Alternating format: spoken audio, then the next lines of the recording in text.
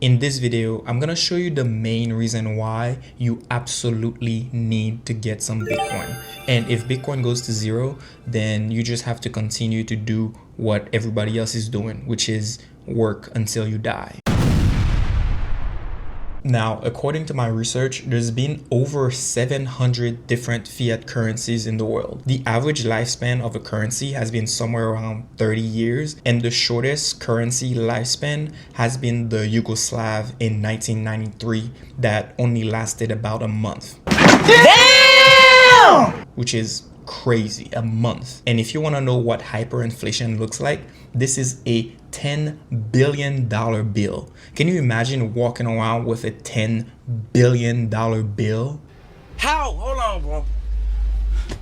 How? Now, the main reason why most of these currencies fail is because of hyperinflation. Hyperinflation occurs when a country's money supply increases faster than its economy grows. For the past 100 years, our money supply has been increasing at a rate of about 7% per year. So as long as our economy keeps growing faster than that, then I guess we should be okay. Now, the main problem with inflation, and especially hyperinflation, is that our money keeps losing value over time. So when you hear your grandpa say, "Oh my God, these young kids are so lazy. They don't want to work these days. Back in the days, I used to have one job and I used to support my whole family." Well, it's not because we're lazy and we don't want to work. It's because we're getting $1,000 back in the 1900s was a lot of money, but now because of inflation, $1,000 is like Now, lucky for some of us who live in the United States, our currency is actually one of the strongest currencies out here. And when you compare the US dollar to some of the other countries out there,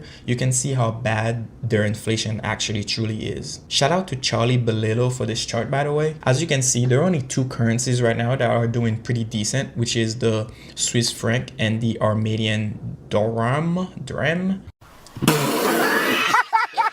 And the rest of these countries are basically just printing their way out of debt. You got the Chinese yen, which is down 15.3% compared to the US dollar. You got the euro, which is down 20.8%. You got the Mexican peso, which is down 21.9%. You got the Dominican peso, which is down 27.3%. The Japanese yen, which is down 30.8%. You got the Haitian good, which is down 68%. And good Lord, you got Venezuela, which is down 99.99%.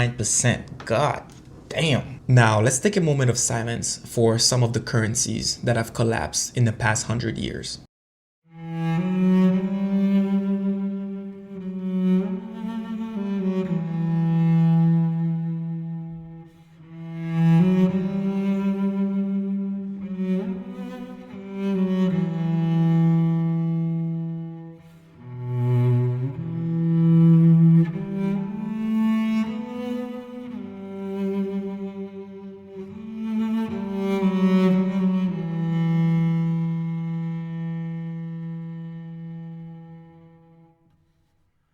Now, I'm sure some of you are probably wondering, wait, is this going to happen to the US dollar too? Well, I don't know, maybe. The biggest problem is after 1971, when President Nixon took us off the gold standard, our dollar was no longer backed by anything. So it's just a piece of paper that is backed by the full faith of the US government. And that is what you call fiat money. And based on history, has there ever been a fiat currency that ever survived? Is there an example throughout history of a fiat currency, a piece of paper that's unbacked by anything, surviving? Short answer, no. Long answer, no. And here's why. And that, my friend, is why you need to start learning about Bitcoin. Bitcoin is scarce. It is the only scarce asset on the planet. Gold is also scarce, but I guess once in a while, countries find new mines of gold. So it's not as scarce as people think it is. And also there's rumors about billions of dollars worth of gold in space. So it's really not that scarce. And real estate, of course, you can always make more real estate. With every other asset on earth, anything else you can own, houses, gold, silver, commodities, stocks, bonds, when the price goes up, the supply increases. If I increase the price of any stock by a factor of 10, the company issues more stock. Of course. Bitcoin's the only thing in the world that's inelastic to price. If the price of Bitcoin triples, you can't make any more. If the price goes up by a factor of a million, you can't make any more. Bitcoin is the only asset that is uninflatable. Bitcoin is also portable, just like cash. Bitcoin is durable, just like the rest of these assets, but it also depends on what your definition of durable is. Bitcoin is international. You can transfer Bitcoin across the globe. You can also try to move gold across countries, but good luck with the fees, my friend. Bitcoin is also fungible. One Bitcoin is the same as another Bitcoin, just like cash and gold. Bitcoin is divisible. That means that you can divide it into many different pieces, just like cash. And also gold, the problem with gold is that you have to actually melt it, so it's not that divisible. Bitcoin has a verifiable supply. That means you can go online and check the supply yourself at all time. Bitcoin is decentralized. That means nobody controls it. And also Bitcoin is unconfiscable. That means nobody can take it from you as long as you keep it safe and properly secure so you don't get hacked. Also, the other thing that makes Bitcoin the perfect asset is that it has no founder, it has no ruling foundation, it has no pre-mines, it has no insiders, it has no initial investors, it has no office, no website, no paid executive team, no marketing team, no paid dev teams, no starting price, it has no human controlling it, and it is the fairest money on earth. What? Bro, what are you talking about, man? Now, all of this is going to be a little bit hard for you to understand until you start reading some books about what Bitcoin actually is. So this is the distribution of Bitcoin as of February of 2024. This data is a little bit old, but as you can see, last year, individual held about 57% of the supply. The corporation, the Bitcoin ETFs, and the government had less than 10%. Satoshi's wallet, which is who created Bitcoin, is about 5.2%. And that number is probably going to stay the same for a very long time. At least that's what I think. And the most important number on this graph is actually the amount of Bitcoin that is lost, which is about 17%.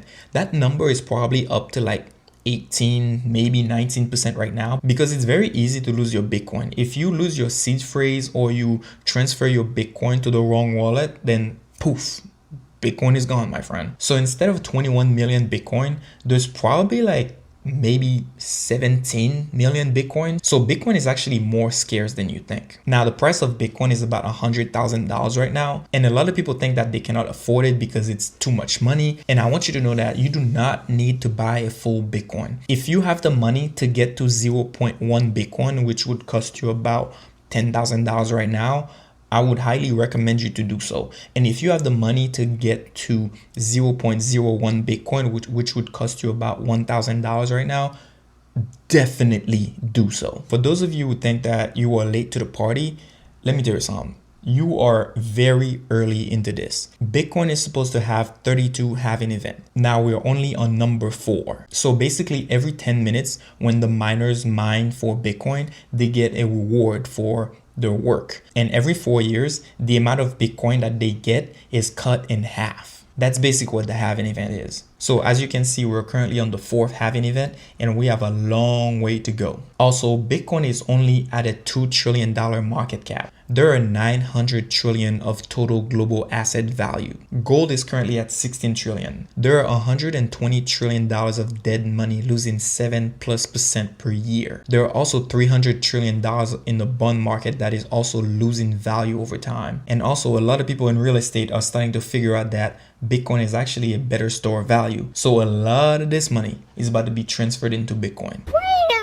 Since 2011, Bitcoin has had an average return of about 147% per year. The past 10 years, it's been about 60 to 70%. If you made it this far into this video, I am begging you, go get at least 0.01 Bitcoin, which would cost you about $1,000 right now, and hold it for about 30 years. After 30 years, if Bitcoin increases at a rate of 30% per year, that's about 2.6 mil right there.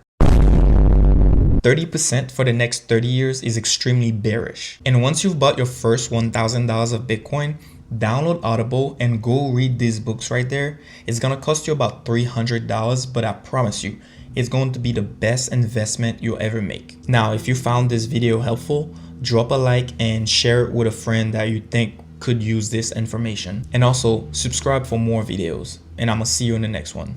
Peace.